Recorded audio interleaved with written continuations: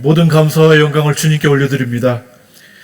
여러분, 오늘 주어진 하루를 시작하시면서 어떤 감사로 또 어떤 찬양으로 이렇게 주일을 시작하셨습니까? 그동안 진행해온 100일간의 감사회복 대행진, 이제 꼭 2주일 남았습니다. 그동안 혹시라도 여러분들 중에 이 일에 전혀 관심이 없는 분이 있었을까? 그런 생각을 좀 해본 적이 있었는데요. 아마 그러시지는 않았을 거예요.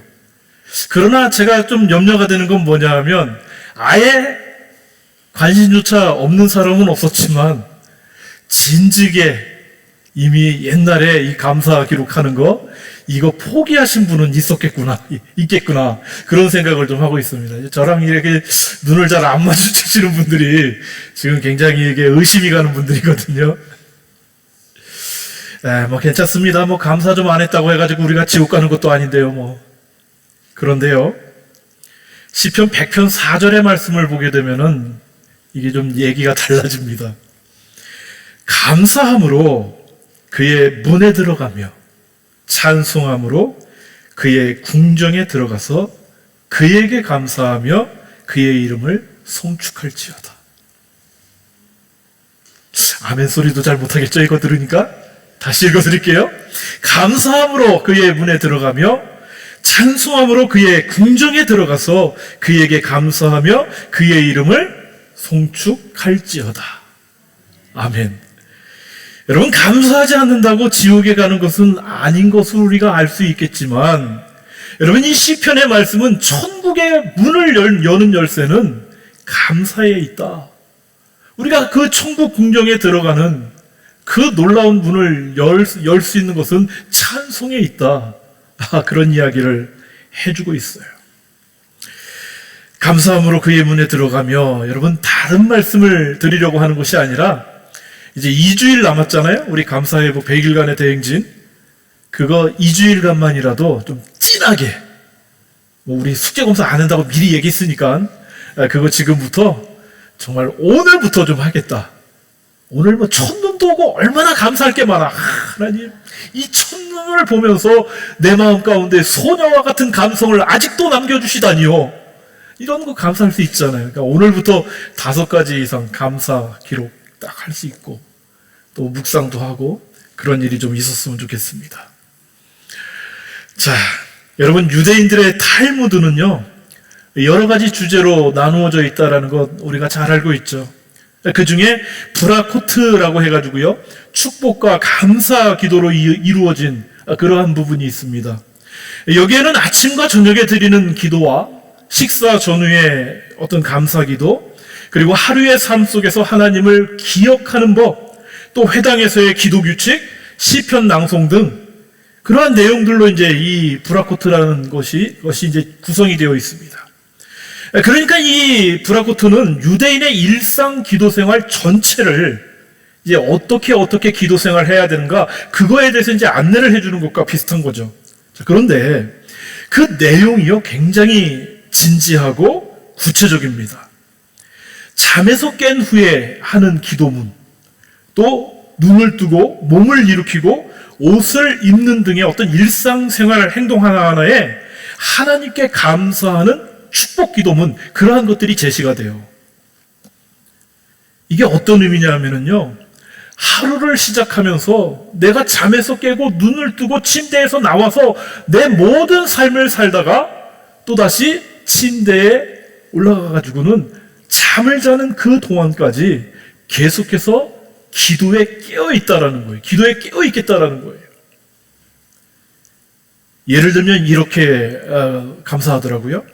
잠에서 깼을 때 죽은 몸의 영혼을 되돌려 주시는 분에게 감사드립니다. 그렇게 감사 기도를 드려요. 아침 닭이 우는 소리를 들었을 때에 밤과 낮을 구별하는 이해력을 닭에게 주신 분에게 감사드립니다. 재밌죠? 눈을 떴을 때 눈먼 자에게 시력을 주시는 분에게 감사드립니다. 그렇게 기도해요. 신발을 신을 때 내게 필요한 모든 것을 제공해 주시는 분에게 감사드립니다. 그렇게 기도를 드려요.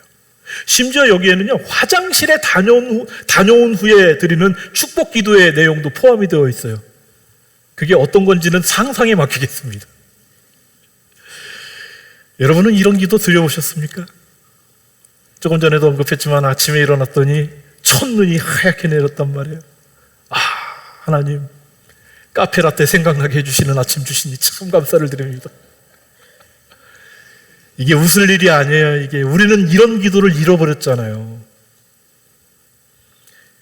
그런데 이 탈무드의 기도의 내용 중에 이런 감사 기도가 있습니다. 우리 잘 아는 내용이에요. 나를 이방인으로 만들지 않으신 분께 감사드립니다. 나를 노예나 종으로 삼지 않으신 하나님께 감사드립니다. 나를 여자로 만들지 않으신 하나님께 감사드립니다. 이런 기도가 있어요. 여러분, 사실 이 기도문의 원래 의도는요, 여자를 좀 비하하는 어떤 그런 내용이 아니라 남자들이 오히려 이 땅 가운데서 율법을 준행하고 또 하나님께서 맡겨주신 사역들, 그러한 것들이 더 많이 있기 때문에 그러한 것에 대한 어떤 감사의 고백이었습니다. 그런데 사실 이렇게 제가 말씀은 드려도 결국은 이 말씀, 이 기도문이 쓰여진 그때 당시의 상황이 어떻습니까? 이방인이 무엇인가 문제가 있죠? 종, 노예, 그거 되고 싶은 사람이 어디에 있습니까? 여자? 이것도 뭔가 문제가 있으니까 지금 자기가 여자로 태어나지 않은 거 감사한다, 이런 얘기 나오는 거 아니겠어요? 말로는 역할의 차이는 없다 그렇게 말하지만 분명히 지금 가치의 차이를 두고 있다는 사실이에요. 이방인으로 태어나지 않은 것, 노예로 태어나지 않은 것, 여자로 태어나지 않은 것, 이걸 감사할 정도로 당시 사회는요, 이방인, 노예, 여자에 대한 차별이 있었다는 거죠. 그래서 그들은 아침마다 이렇게 기도했던 거예요. 오 하나님, 나를 이방인으로 태어나지 않게 해주셔서, 나를 노예로 태어나지 않게 해주셔서, 나를 여자로 태어나지 않게 해주셔서 감사드립니다. 자, 그런데 여러분, 유대인들의 이런 감사와 찬양의 기도와 달리 오늘 함께 읽은 말씀에는요, 이방인이요, 심지어 기생이요, 여자였음에도 불구하고 참으로 귀한 인생이었음을 알려주는 믿음의 사람 라합이라는 사람이 등장하죠. 31절 말씀 다시 보십시오. 믿음으로 기생 라합은 정탐꾼을 평안히 영접하였으므로 순종하지 아니한 자와 함께 멸망하지 아니하였도다. 여러분, 사실 오늘 이 말씀을 전할 때에는요, 반론을 좀 대비해야 됩니다. 제가 청년 사역을 할 때 이 부분의 믿음을 가지고 이제 얘기를 하는데 청년들 당연히 질문합니다. 목사님, 라합은 이스라엘 민족 입장에서 볼 때는 좀 굉장히 큰 도움을 받는 여인이 분명하지만 이 여리고성 입장에서 보게 되면 이 여자는 매국노 아닙니까? 그렇지 않습니까? 여러분 생각을 해보십시오. 여리고성에 거주하던 기생 라합이 그 성을 정탐하러 온 사람들을 신고하기는커녕 그것을 보호해줬어. 근데 성경은요, 그걸 믿음이라고 얘기해. 아니, 이게 어떻게 믿음이겠냐고요. 나 하나 잘 살자고 어떤 면에서는 나라와 민족을 배반한 것 아니겠습니까? 그걸 믿음으로 설명하는 것 이해가 되지 않죠. 여러분, 이런 의문의 답을 얻기 위해서는요, 이 몇 군데 성경을 좀 봐야 됩니다. 특별히 기생 라합의 이야기가 구체적으로 언급된 것이 좀 있죠. 오늘 말씀뿐만 아니라 실제로 이 역사를 다룬 여호수아 2장의 말씀, 그리고 야고보서 2장의 말씀도 보게 되면은 이 라합의 이야기가 나와요. 그리고 우리가 잘 아는 대로 예수님의 족보 중에 마태복음 1장이죠. 거기에 또 라합의 이야기가 나옵니다. 자, 오늘은 야고보서와 이 여호수아의 말씀을 좀 한번 좀 보면서 이게 어떤 건지 좀 먼저 그것을 들여다보길 원해요. 여러분, 먼저 야고보서 2장 20절부터 24절의 말씀을 제가 읽어드리겠는데요. 잘 아시는 대로 이 야고보서의 말씀은 믿음을 말할 때에 행함으로 온전하게 되는 믿음, 그거 얘기합니다. 그리고 이것을 설명하면서 믿음하면 빼놓을 수 없는 믿음의 사람, 그 아브라함의 이야기를 이 야고보서에서 신뢰로 들고 있어요. 야고보서 2장 20절부터 24절 말씀 제가 읽어드릴게요. 허탄한 사람아, 행함이 없는 믿음이 헛것인 줄을 알고자 하느냐? 우리 조상 아브라함이 그 아들 이삭을 제단에 바칠 때에 행함으로 의롭다 하심을 받은 것이 아니냐. 네가 보거니와 믿음이 그의 행함과 함께 일하고 행함으로 믿음이 온전하게 되었느니라. 이에 성경에 이른바 아브라함이 하나님을 믿으니 이것을 의로 여기셨다는 말씀이 이루어졌고 그는 하나님의 벗이라 칭함을 받았나니 이로 보건대 사람이 행함으로 의롭다 하심을 받고 믿음으로만은 아니니라. 이렇게 말을 해요. 여러분, 이 말씀에서 행함이 없는 믿음이 헛된 것임을 이해하지 못하는 사람, 그러한 사람을 일컬어서 뭐라고 얘기하느냐? 허탄한 사람이라 이렇게 불러요. 행함이 없다면 아무리 신실한 믿음을 사는 것 같아 보인다 할지라도 그 아무런 유익이 그 가운데 없다. 그게 헛것이라는 거예요. 그러면서 행함이 있는 믿음의 예를 들게 되는데 조금 전에 말씀을 드렸던 것처럼 그리고 성경에서 우리가 읽은 것처럼 그 신뢰, 대표적인 믿음의 조상 아브라함을 실제 사례로 들죠. 우리 조상 아브라함이 그 아들 이삭을 제단에 바칠 때 말이나 마음으로나 혹은 생각으로만이 아니라 실제로 행한 것으로 의롭다함을 받았다. 그거 확인해 주는 거예요. 자, 그러면서 22절의 말씀 보게 되면은요, 네가 보거니와 믿음이 그의 행함과 함께 일하고 행함으로 믿음이 온전하게 되었느니라. 여러분, 말씀은요, 믿음이 행함과 함께 일하고요, 행함으로 믿음이 온전하게 되었다. 그렇게 말을 해요. 여기서 온전하게 되었다라는 이 말은요, 온전하게 만들다, 완성하다, 그런 의미를 갖고 있는 거예요. 그러니까 이 온전한 믿음은요, 그냥 되는 게 아닙니다. 이게 행함이라는 것이 반드시 있어야 된다라는 거예요. 그 행함이 없는 믿음은 아직 미완성이라는 거죠. 여러분, 우리가 잘 알고 있는 대로 믿음은 작으냐 크냐 그런 문제도 참 중요하죠, 사실은. 그런데 그것보다 중요한 게 뭡니까? 그 믿음이 진짜냐 가짜냐, 그게 훨씬 더 중요하잖아요. 그걸로 판단하는 거잖아요. 지금 믿음이 아직 미완성이다. 여러분, 이건 무엇을 얘기하겠습니까? 정말 죄송한 말씀이지만은요, 아무것도 아니라는 거예요. 아직 미완성인 믿음은 아무것도 아닌 거예요. 그게 무슨 믿음이겠어요, 그게. 영혼이 떠난 몸뚱아리처럼 허무하다라는 그러한 의미를 갖는 것이 바로 미완성 작품 아니겠어요? 행함이 없는 믿음이 그렇다라는 거예요. 그만큼 우리 믿음에 있어서 행함이 중요하다라는 거죠. 그러면서 행함이 있는 믿음의 실제 예를 든 것이 아브라함. 여러분, 이 아브라함의 믿음 무엇입니까? 우리 너무나도 잘 알고 있죠. 우리 조상 아브라함이 그 아들 이삭을 제단에 바칠 때에 행함으로 의롭다 하심을 받았다.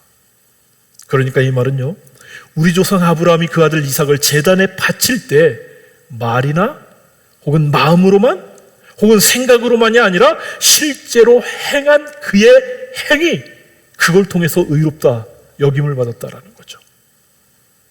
자, 여기서 너무나도 중요한 것이 있어요.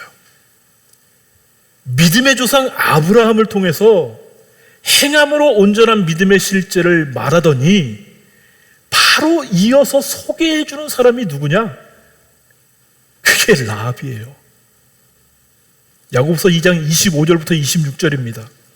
또 이와 같이 기생 라합이 사자들을 접대하여 다른 길로 나가게 할 때에 행함으로 의롭다 하심을 받은 것이 아니냐? 영혼 없는 몸이 죽은 것 같이 행함이 없는 믿음은 죽은 것이니라. 여러분, 이 말씀이 정말 귀하고 귀한 것은요, 도무지 오늘 우리와는 비교가 안 될 것 같은 그 믿음의 조상 아브라함과 당시 이방인이요, 기생이요, 여자였던 라합, 이 라합의 믿음을요, 아브라함의 믿음과 같은 선상에서 지금 얘기하고 있다라는 사실. 여러분, 이스라엘 사람들이 아침에 일어나서 기도하는 내용의 세 가지 감사와 찬양. 이방인으로 태어나지 않은 것 감사해. 노예로 태어나지 않은 것 감사해. 여자로 태어나지 않은 것 감사해. 라합은 이방인이었어요. 여성이었습니다. 거기에다가 예수님 당시의 대표적인 죄인이라고 할 수 있는 세리와 창기가 있는데, 이 라합은 기생이었단 말이에요. 야고보서의 말씀도 그렇고요, 히브리서의 말씀도 그렇고요, 계속해서 라합이 기생이었다, 이걸 정확하게 밝혀줍니다. 그냥 마태복음처럼 기생이었다는 것을 굳이 말하지 않고도 믿음으로 라합은 그래도 다 알 텐데 누구든지. 그런데 굳이 밝혀요. 믿음으로 기생 라합은.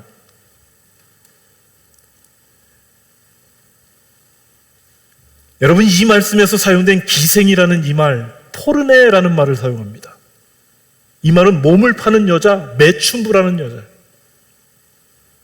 여기서 파생된 오늘날의 말이 포르노라는 말 아니겠어요? 이 당시에 라합은 몸을 파는 여인이었어요. 이방인이요, 여인이요, 몸을 파는 여인. 라합은요, 상식적으로 아브라함과는 결코 비교할 수 없는 그런 여자였습니다. 지금 아브라함의 믿음 얘기하면서 라합의 믿음을 같은 선상에서 얘기했다? 이거는요, 아브라함에게 있어서도 이거는 자존심 상하는 일일 뿐만 아니라 그 얘기를 듣고 있는 아브라함의 자손들이었던 유대인들, 이 얘기 듣자마자 이 경기 일으킬 만한 일이에요, 이거. 그럼에도 불구하고 아브라함과 비교해서 라합을 소개해주는 이유, 너무나도 분명하죠.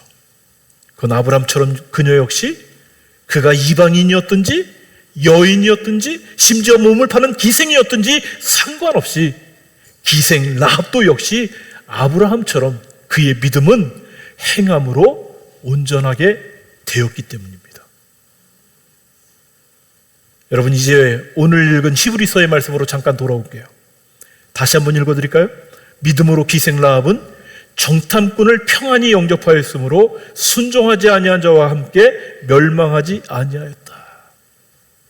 오늘 읽은 말씀은 여리고성에서 몸을 팔던 기생 라합이 보여준 행동이 우연한 것이 아니다, 믿음으로 순종함으로 이렇게 표현해 줄 정도로 그 이유가 분명하게 우리에게 보여주고 있죠. 그러니까 어쩌다가 이 사람이 정탐꾼들을 감춰준 것이 아니라 그 행위가 믿음으로 또 순종함으로 그러한 일들을 행했다라는 거예요. 그런데 라합이 아브라함 같은 선상에서 이야기될 만한 그 믿음이라는 게 진짜 그에게 있었을까? 여러분, 그것 알기 위해서는요, 당시 여리고성에서 어떤 일이 있었는지 그걸 보여주는 여호수아 2장의 말씀으로 가야 돼요. 그러면 거기에 그녀가 보여준 행동이 어떤 것인지 보여주는 것이 있죠. 기생 라합이 도대체 어떤 상황에서, 모든 사람들이 멸망당하는 상황에서 자신뿐만 아니라 가족까지 구원할 수 있었을까? 진짜 그에게 그 생명을 구원할 수 있는 믿음이 있었을까? 여러분, 여호수아 2장 9절 이하의 말씀을 보면 기생 라합이 정탐꾼들에게 한 말이 이렇게 기록되어 있습니다. 말하되 여호와께서 이 땅을 너희에게 주신 줄을 내가 아노라. 우리가 너희를 심히 두려워하고 이 땅 주민들이 다 너희 앞에서 간담이 녹나니 이는 너희가 애굽에서 나올 때에 여호와께서 너희 앞에서 홍해물을 마르게 하신 일과 너희가 요단 저쪽에 있는 아모리 사람의 두 왕 시온과 옥에게 행한 일, 곧 그들을 전멸시킨 일을 우리가 들었음이니라. 우리가 듣자 곧 마음이 녹았고 너희로 말미암아 사람이 정신을 잃었나니. 이게 여리고성을 정탐하러 온 그 정탐꾼들 앞에서 라합이 한 말이에요. 이 라합의 말을 들어보면 이미 여리고성의 모든 사람들은요, 이스라엘 백성들이 애굽에서 나올 때부터 지금 여리고성 앞까지, 지금 요단강 딱 앞에 있고 그 건너편에 도착하기까지의 그 모든 일들을 여리고 사람들은 다 듣고 있어. 다 알고 있어. 어떤 과정을 통해서 그들이 지금 요단강 저편까지 건너와 있는지 그거 다 알고 있다라는 거예요. 그래서 그 크고 강한 여리고성 안에 그들이 정말로 안전할 것 같은, 지난번에도 말씀을 드렸는데요, 이 여리고성이 얼마나 강력한 성이냐면요, 그 성벽 위에 전차가 다닐 정도로 엄청나게 규모가 큰 그러한 성이었습니다. 그러니까 어떤 적수들이 몰려와도 쉽게 멸망당하지 않는 성이 바로 이 여리고성이었어요. 자, 그런데 그런 여리고성 안에 있었음에도 불구하고 이 여리고 백성들이 지금 어떻다는 거예요? 이 라합의 얘기를 들어보면 심히 두려워. 간담이 녹았다고 해요. 마음이 녹았을 뿐만 아니라 너무 두려운 나머지 정신을 잃은 사람들까지 속출했다라는 거예요. 이게 여리고성 안에 실제 분위기였다라는 거죠. 그런데 라합의 이야기가요, 여기에서 끝나질 않아. 그 다음에 들려주는 말은 이 라합의 신앙 고백이 그 정탐꾼들에게 신앙 고백이 들려지고 있다는 것을 우리가 알 수 있죠. 여러분 잘 들어보십시오. 라합이 어떤 고백을 하는지. 너희의 하나님 여호와는 위로는 하늘에서도 아래로는 땅에서도 하나님이시니라. 이거 옛날 성경 보게 되면 상천하지의 하나님이시다 이렇게 표현하잖아요. 그러므로 이제 청하노니 내가 너희를 선대하였은즉 너희도 내 아버지의 집을 선대하도록 여호와로 내게 맹세하고 내게 증표를 내라.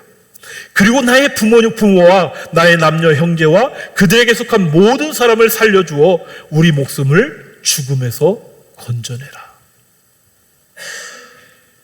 여러분, 하나님의 백성인 이스라엘이 행한 일을 당시 라합만 알았던 것이 아니죠.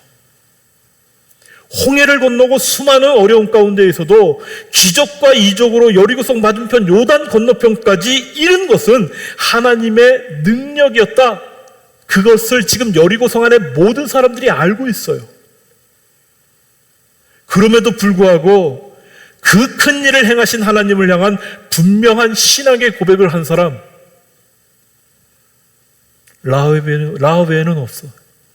라합만 그런 고백하는 거예요. 라합은 먼저 이렇게 고백하죠. 여호와께서 이 땅을 너에게 주신 줄 내가 안다.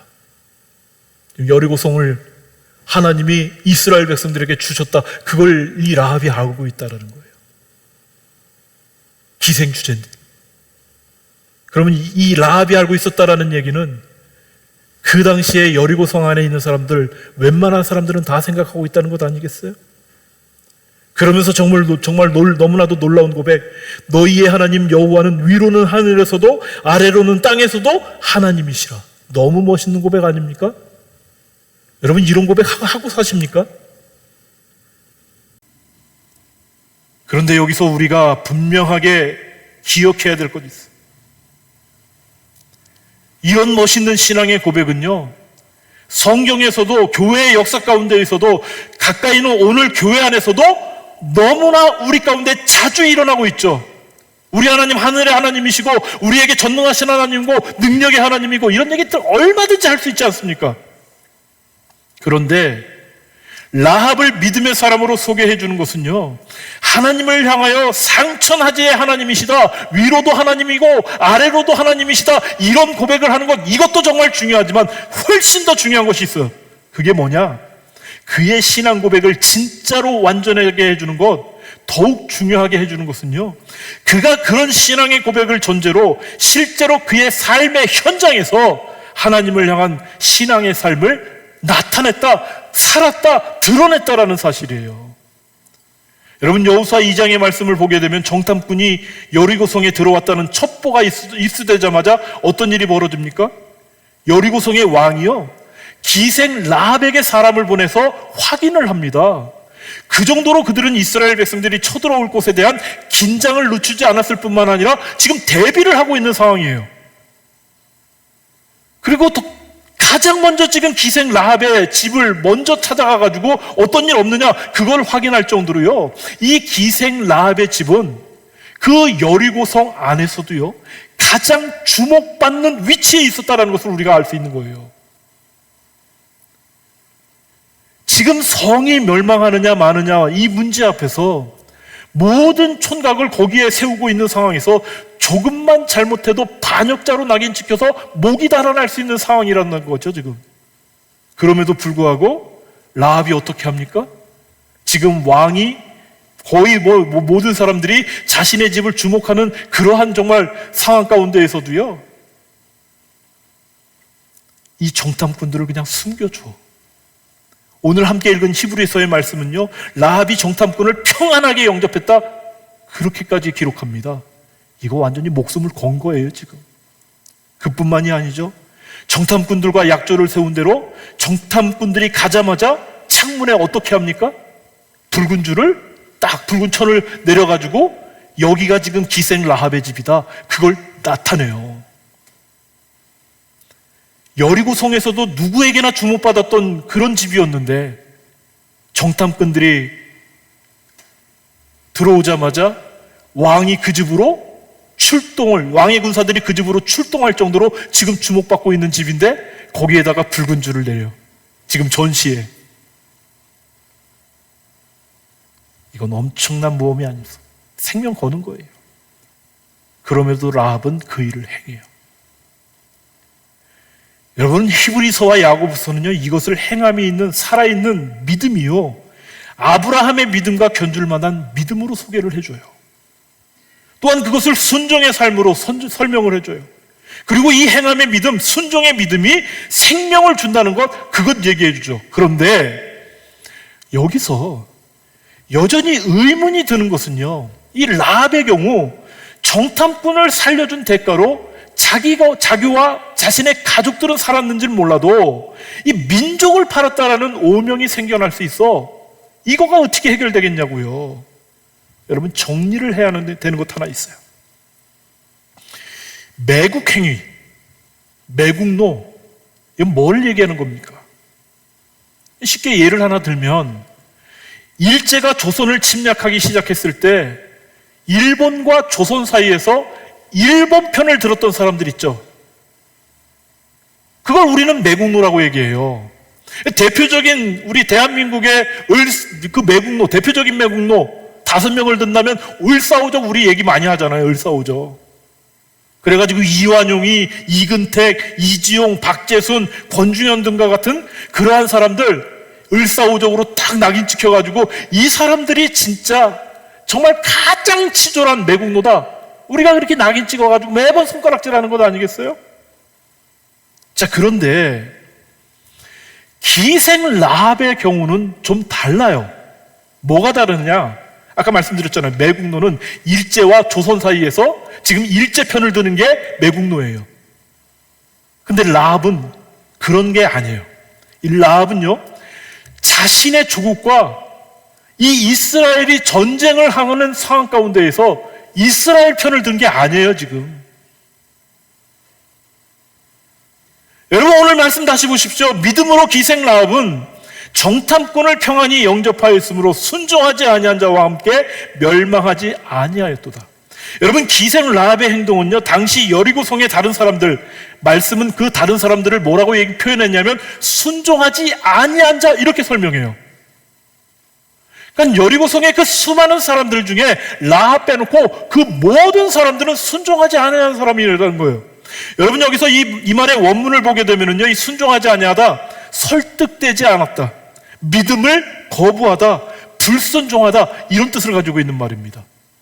그러니까 라합의 그 여리고성 안에 있는 모든 사람들 어떻다는 것입니까? 이미 여리고성의 모든 사람들에게 하나님에 대한 소식이 전해진 거예요. 그리고 하나님을 믿을 기회가 라합뿐만 아니라 당시 여리고성의 모든 사람들에게도 이미 기회가 주어졌다라는 거예요. 그러니까 순종하지 아니한 자, 이 사람들은 지금 이 말은 믿음을 거부했다라는 거예요. 설득되지 않았다라는 거예요. 여러분, 이것을 전제로 라합의 행동은 매국노처럼 이스라엘 편에 선 것이 아니라 그는 하나님 편에 섰다라는 것을 우리가 분명하게 알 수 있다라는 사실이죠. 그리고 그가 하나님 편에 목숨을 걸고 섰을 때 그 믿음이 행함으로 온전케 된 그런 믿음이었다. 성경이 분명하게 그걸 보여주고 있어요. 여러분, 우리가 잘 아는 것처럼 무엇보다 당시 이 정탐꾼들이 와가지고 그들이 여리고성을 다 둘러봤어. 자, 그런데 우리가 잘 알고 있죠. 뭘 잘 아느냐? 정탐꾼들이 거기 다 둘러봤는데 여리고성을 무너뜨리는 일에 있어서 정탐꾼들이 무슨 역할이 됐습니까? 나중에 정탐꾼들이 와가지고는 여리고성이 이렇게 딱 지형적으로도 이렇게 됐고 성의 어떤 구조상으로도 딱 이렇게 되니까 우리 모든 사람들이 하루에 한 바퀴씩 성을 아무 말도 하지 않고 돌다가 마지막 7번째 되는 날에는 7바퀴를 돌면 물리적으로, 과학적으로 하여간 세상 원리를 따라서 이 성이 무너진다. 정탐꾼들이 그 얘기했습니까? 그 성벽이 무너지는 그 놀라운 일들을 행하는 일에 있어서요, 이 정탐꾼들의 정탐은 아무런 쓸모가 없었어. 그러면 이 정탐꾼들은 도대체 무슨 역할을 했을까? 이게 너무나도 중요한 거예요. 정탐꾼들은요, 라합이라는 사람을 통해서 믿음의 연결고리를 주는 거예요, 지금. 우리가 잘 아는 것처럼 이 라합이 결국은 나중에 누구로 딱 이제 성경에 등장합니까? 예수님의 족보 중에 나오잖아요. 예수님의 족보 중에 여자들 나오는데 제대로 된 여자가 하나도 없는 거 알죠? 근데 아무튼 그러한 연결고리를 해주는 역할이 바로 이 정탐꾼들의 역할이었다라는 사실이에요.